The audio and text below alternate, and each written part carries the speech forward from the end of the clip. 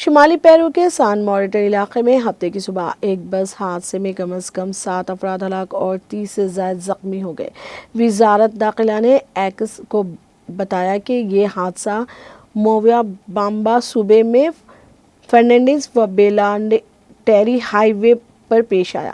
Police جائے واقعہ پر search and rescue operation کر رہی ہے۔ مقامی میڈیا نے بتایا کہ بس خطرناک موڑ پر ایک وین سے ٹکرا گئی، جس سے ڈرائیور نے کنٹرول کھو دیا اور گاڑی سڑک سے نیچے اتر گئی۔ وزارت صحت کے مطابق زخمیوں کو علاج کے لیے اسپتال لے جایا گیا۔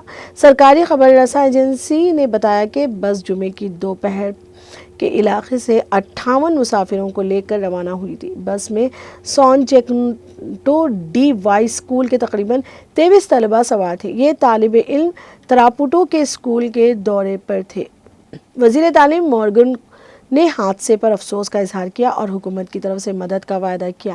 انہوں نے کہا، ہم ان مشکل وقت میں اپنی تعلیمی برادری کی مدد کے لیے تمام ضروری مدد فراہم کریں گے۔